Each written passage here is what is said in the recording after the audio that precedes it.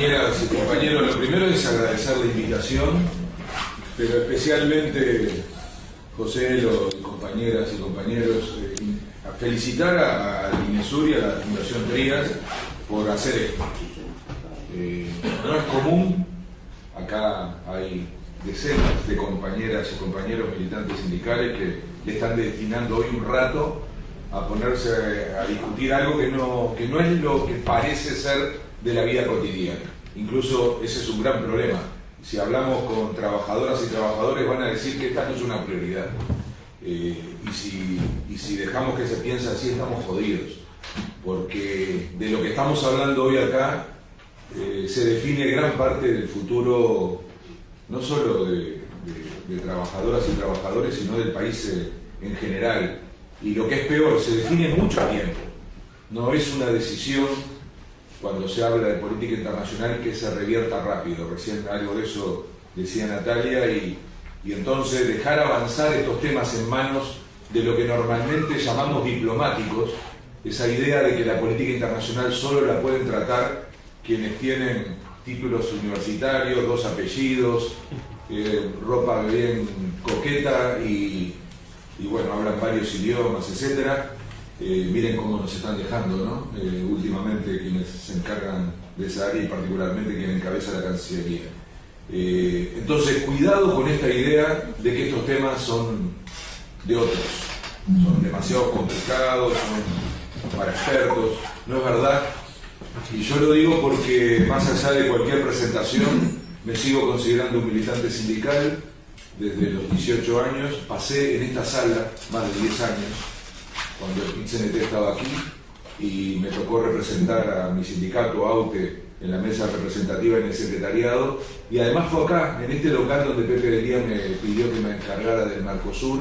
En el 91 yo no tenía ninguna idea ni de qué era un arancel, y en aquel momento algunos podían pensar que no le correspondía al sindicalismo meterse en esa discusión. Y viendo a algunas compañeras y compañeros, me acuerdo que en el mismo momento, año 91, nos metieron adentro la discusión de la seguridad social, porque se creó la participación social dentro del BPS, y en la llamada Junta Nacional de Empleo.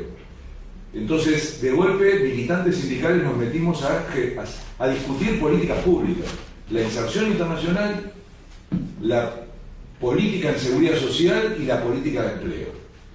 Y eso es una transformación fundamental para el sindicalismo, porque empezamos a hablar de otra manera. Y si ustedes piensan, con el tiempo, compañeras y compañeros que se formaron de esa manera, se transformaron luego en referentes de estos temas a nivel nacional y nos permiten dar debates como el que estamos dando hoy sobre la reforma de la seguridad social. Entonces, como me paro desde el lado de haber sido toda mi vida un sindicalista, quiero discutir eso con ustedes, porque al final la pregunta es ¿qué hacemos? No solamente entender lo que está pasando, sino cómo transformamos eso en acción sindical.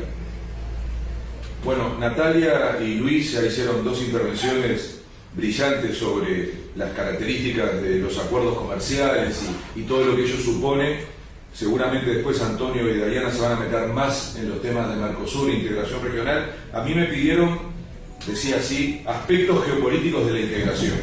Y voy a decir que me encantó el nombre de lo que es este evento, la inserción internacional en su laberinto, porque explica bastante bien, le da una imagen muy fuerte de lo que está pasando. Es como estar adentro de un laberinto. Y para salir de un laberinto, porque nadie quiere quedarse adentro de un laberinto, hay que tener una dirección, hay que tener una estrategia. Es una muy buena imagen. El mundo está en un laberinto. Y yo, por momentos, cuando escucho las noticias, pienso más que está al borde de un precipicio. Es como que la salida del laberinto puede ser una especie de caída libre, guerra. ¿Quién nos iba a decir que íbamos a volver a una guerra? Es cada vez más peligrosa esta guerra. Es mentira que es una guerra entre Rusia y Ucrania. Está mucho más en juego. Si tengo que poner de un lado, pongo a la OTAN y a Estados Unidos y su desesperación por ir perdiendo peso. Lo que está pasando ahora es, hoy, con Corea del Norte, Corea del Sur, ahora se mete Japón, y mucho peor lo que está pasando con la ultraderecha que acaba de ganar otra vez en Israel, más derecha que nunca, Italia, Trump a punto de mejorar su votación en pocas semanas en Estados Unidos. muy peligroso, compañeras y compañeros, lo que está pasando, como para que nos demos el lujo de decir que la política internacional no es un problema nuestro. Entonces, la primera batalla a dar es esa.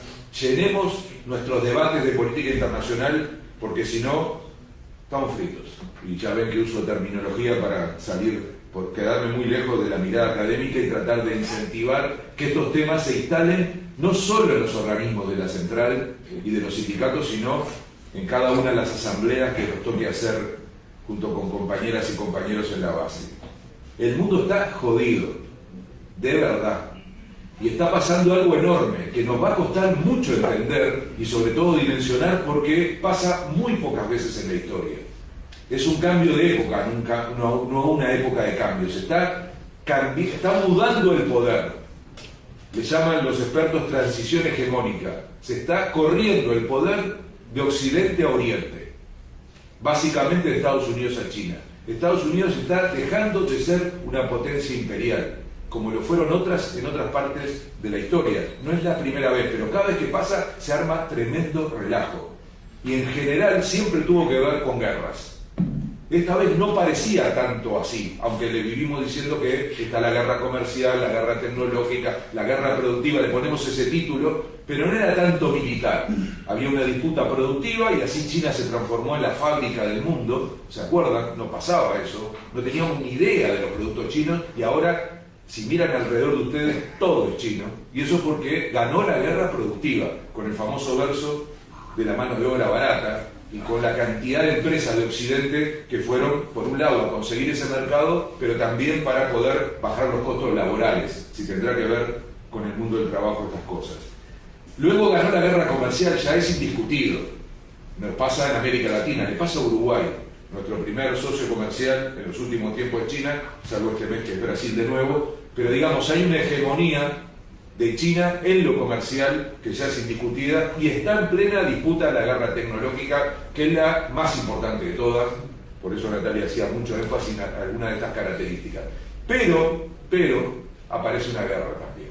Y quería decir también, antes de la guerra, la pandemia. No soy de los que se alinean con teorías conspirativas, pero les aseguro que la pandemia primero y la guerra ahora, que ahí sí hay una provocación explícita, lo que hicieron fue patear el tablero. Y lo voy a decir también de una manera simple, ya que estamos cerca del Mundial. Los que jugamos al fútbol sabemos que cuando vamos perdiendo por goleada, lo que hay que hacer es pudrir el partido. O sea, hacer que algo cambie.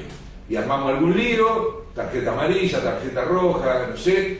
Eso está pasando hoy en el mundo. Se pateó el tablero porque tal como venía la mano en los últimos 20, 30 años, esa guerra, entre comillas, la estaba ganando China, la estaba ganando Oriente. Entonces, hay una reacción típica de los imperios decadentes, de las potencias en decadencia, de tratar de mantener de alguna manera ese poder o tratar de enlentecer esa transición. Y lo que hizo Estados Unidos es usar el único mecanismo en el que sigue siendo hegemónico, que es el militar. Sigue siendo, fuera de discusión, la potencia militar más importante, y utilizó el único organismo internacional donde sigue siendo hegemónico, que es la OTAN, que estaba desaparecida, porque no tiene sentido. La OTAN pertenecía a otra época de la Guerra Fría. Incluso Macron llegó a decir que tenía muerte cerebral cuando discutía con Trump cómo se financiaba la OTAN. Fíjense en Francia, ¿no? Ahora, adentro de la OTAN, siendo parte, Europa, desastre total, lo que están haciendo los liderazgos europeos, funcionales a los intereses de Estados Unidos, que lo que hizo fue eso, recuperar protagonismo con lo que le va quedando de fuerza, que es sobre todo la industria militar. Eso alteró las dinámicas y las condiciones con las que se estaba dando esa transición. Además del drama humano, que nos tendría que preocupar muchísimo, y las consecuencias económicas que las vivimos todos los días, ¿no? De la guerra, sobre todo con los precios, la inflación y demás, se mueven otros resortes. No es solo eso. Aparece el concepto de desglobalización. Qué viaje, ¿no? Después de tanto tiempo hablando de globalización como algo irreversible, aparece la idea de que se le fue de las manos esto que habían armado de un mundo tan libre, tan abierto. Y no me refiero a el discurso de la ultraderecha tipo Trump de volver al nacionalismo. No es eso lo que va a venir. Ellos hablan de esa manera para conseguir votos y sobre todo de una manera demagógica, pero lo que sí está planteado es poner en discusión esa libertad absoluta a escala global y utilizar el criterio de re-regionalización, es decir, de acercar un poco más el control de las cosas. Recuperar control, dicen, algo de autonomía, soberanía estratégica, son todos términos que tendríamos que volver a discutir. Sobre todo Europa está planteando mucho esto porque se asustaron, primero en la pandemia, por las complicaciones para conseguir las vacunas, negociar con los laboratorios. Habían perdido el control con esto de que las cosas se produjeran donde más convenía, este aparatito, que se hace en 24 países, es decir, empezaron a darse cuenta que no les convenía tanto a los estados, por supuesto sí a las empresas, que esto estuviera tan fuera de control. Y la guerra lo terminó de confirmar, porque además, ustedes habrán dado cuenta, aumentaron mucho los costos del transporte, empezó a haber mucha inseguridad sobre si los productos llegan. Entonces, todo eso abrió un debate dentro del capitalismo, ¿no?, de las ideas transformadoras, de que había que repensar y redimensionar esa globalización que habían impulsado sin control.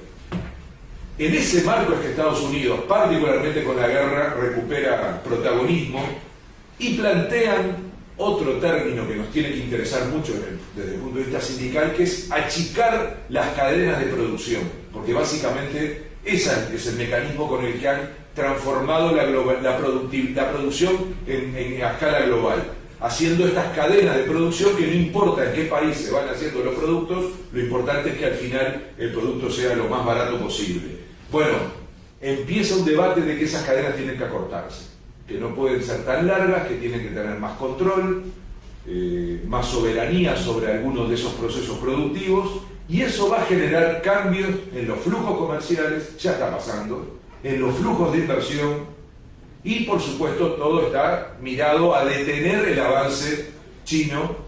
Incluso, ya lo hacía Trump, pero ahora es más explícito, no lo dicen así, pero lo practican así, que es decirle a empresas de Occidente que vuelvan a sus casas matrices. Y eso también se consolida con algo muy raro, que está difícil de entender, que es que los chinos esto del COVID se lo tomaron muy en serio y con las restricciones que toman generan problemas para, sobre todo, algunas inversiones, empresas e inversiones internacionales que, combinado con la presión de sus países más esto, están decidiendo volver a alguna de las casas matrices o reposicionar sus negocios. Digo todo esto porque estamos en el medio de una incertidumbre y una tensión gigantesca.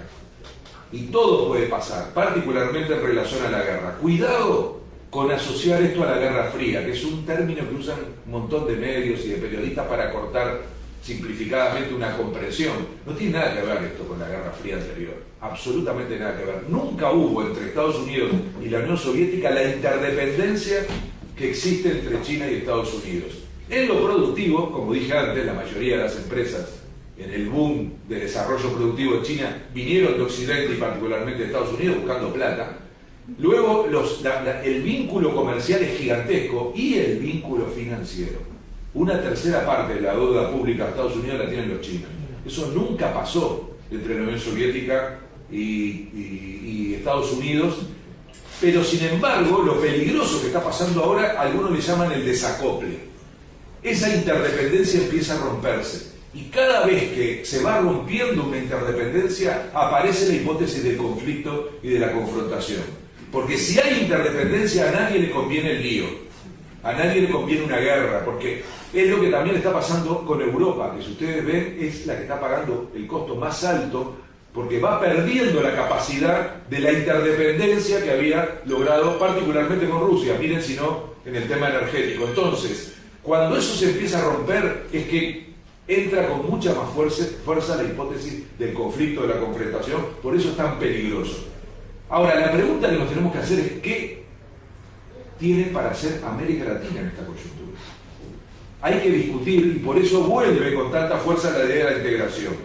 Se habla mucho, y lo decía Joselo hace un rato, ¿no?, el nuevo ciclo progresista en América del Sur. Me quedo en América del Sur, no me aprieten demasiado porque tengo muchas dudas sobre lo que pasa en otras regiones y sobre todo la autonomía de otras regiones de América Latina para poder construir una mirada propia. Quizá en lo político sí, tengo más dudas en lo material. ¿Cómo va a ser ese nuevo ciclo progresista? Que, por cierto, si faltaba un paso, se acaba de dar el domingo pasado en Brasil. Era determinante. Por eso tanta presión hubo y tanta presión va a seguir habiendo allí. Va a ser un ciclo, o va a ser un conjunto más diverso que el que tuvimos en el ciclo anterior. Pero sobre todo, y este es el punto que conecto con lo que dije anteriormente, lo más nuevo es el contexto internacional. Lo diferente a lo que pasó en el ciclo anterior es el contexto internacional. Estos que llegan tarde, hay que sentarlo adelante. Vengo solo a escuchar la voz. Gracias. No contraataques así, no contraataques. Contratado.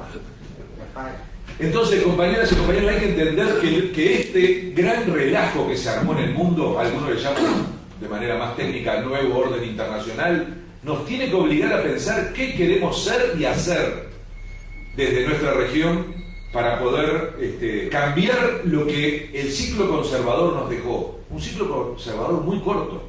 La tercera parte del ciclo progresista está durando este ciclo conservador. Sin embargo, con una eficacia de daño impresionante.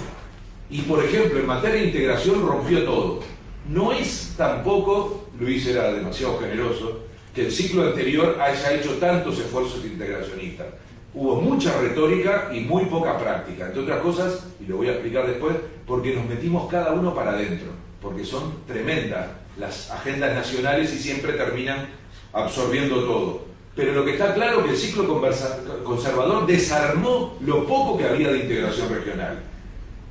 Y lo que tenemos que pensar es cómo lo reconstruimos, porque el resultado de eso que hicieron es que América Latina es más intrascendente que nunca, en todos los indicadores que quieran ver. En todos pesamos mucho menos en el mundo, justo en el momento en que necesitamos pesar más. Y eso nos está llevando a una situación en que los que decidan para dónde va el mundo lo van a hacer sin tomar en cuenta nuestra opinión. En el único indicador en el que tenemos una ventaja, ¿saben cuál es? La paz. Qué casualidad, ¿eh? En un momento como este. Y no es nada menor. Primero porque no nos estamos matando entre nosotras y nosotros, que es lo que está pasando en gran parte del mundo. Y segundo porque podemos destinar recursos a cosas que no sean la destrucción.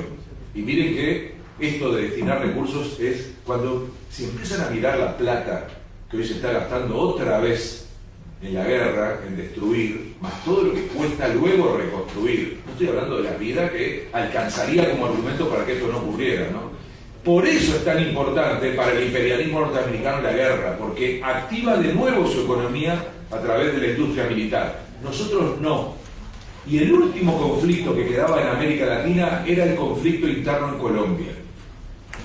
Y un gobierno progresista lo va a terminar de resolver, porque es el único gobierno capaz de resolver un conflicto así. La derecha no lo pudo hacer, hizo un intento a través de Santos, pero Uribe se encargó, y Duque, el amigo de la calle, se encargó otra vez de enterrar los acuerdos de paz. Por eso va a ser tan importante y por eso es clave que en este nuevo ciclo progresista, por primera vez en 240 años, Colombia sea progresista. Eso es una novedad que tenemos que aprovechar. Todos los desafíos, compañeras y compañeros, más importantes que tenemos enfrente se resuelven a escala internacional, como mínimo a escala regional. Entonces, si no hacemos política internacional, si no construimos región, no vamos a resolver los principales problemas de esta época. Lo dice Petro con mucha claridad, se lo dijo a su pueblo cuando asumió, y eso es difícil porque en general la gente quiere escuchar otras cosas, no tanto de política internacional. Lo dijo Lula el domingo, que hizo una intervención en donde destinó casi la mitad del tiempo para hablar de esto.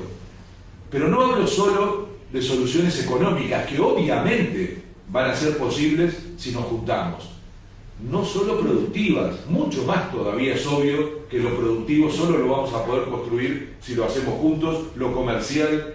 Tiene que ver con un punto que yo creo que está en riesgo y que tenemos que tomar muy en cuenta, sobre todo porque el movimiento sindical, las y los trabajadores sufren más que nadie cuando esto falta, que se llama democracia. Lo más riesgoso hoy es retroceder en términos democráticos. Ahí sí me animo a decir que la democracia está en crisis.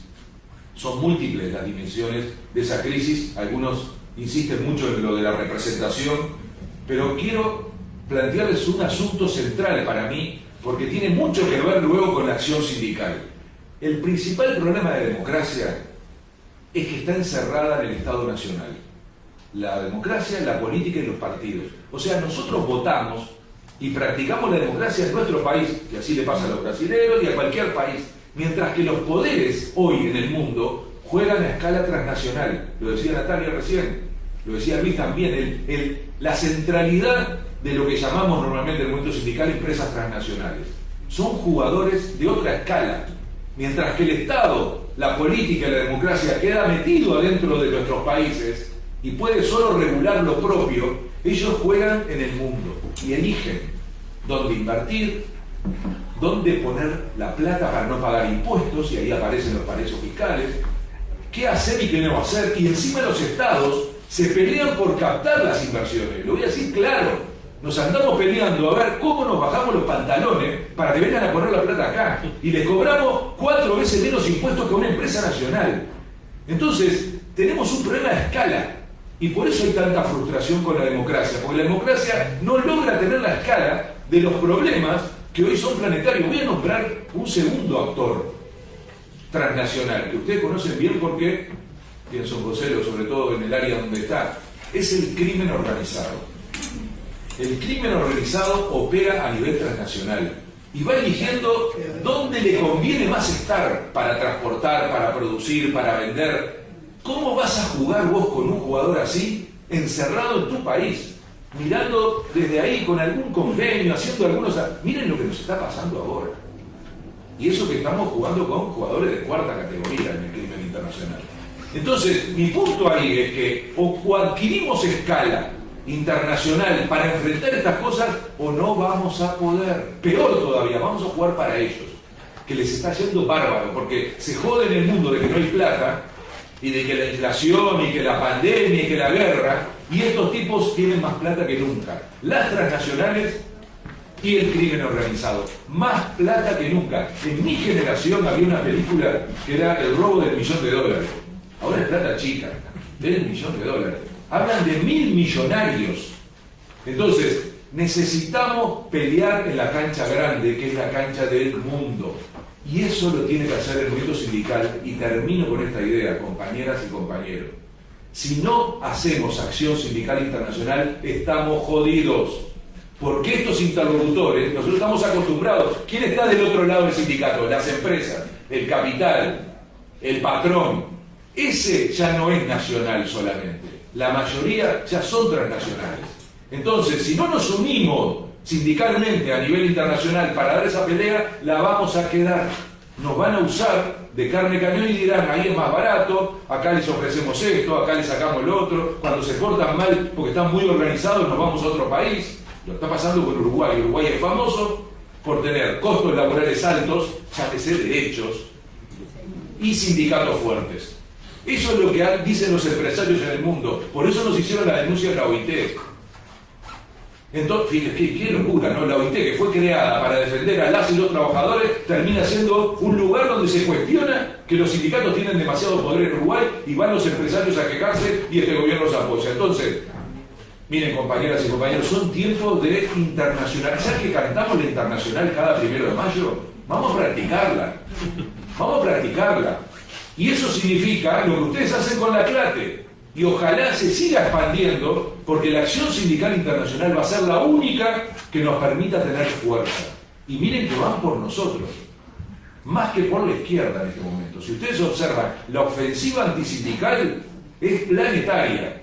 Y acá en Uruguay la vemos todos los días. Le pega mucho más al movimiento sindical que a cualquier otro actor social o político. ¿Por qué? Porque saben que ahí está la resistencia y la capacidad de, si somos inteligentes, si nos unimos a escala por lo menos regional, les vamos a parar el carro, como ya hicimos. Acá se mencionó mucho el TISA. Eso salió del movimiento sindical y de sus alianzas con organizaciones sociales y su capacidad de articularse internacionalmente. Así que, ya que aprendí eso en esta casa, lo quiero volver a decir: o somos internacionalistas o no seremos capaces de defender a nuestra clase y a nuestras compañeras y compañeros. Muchas gracias.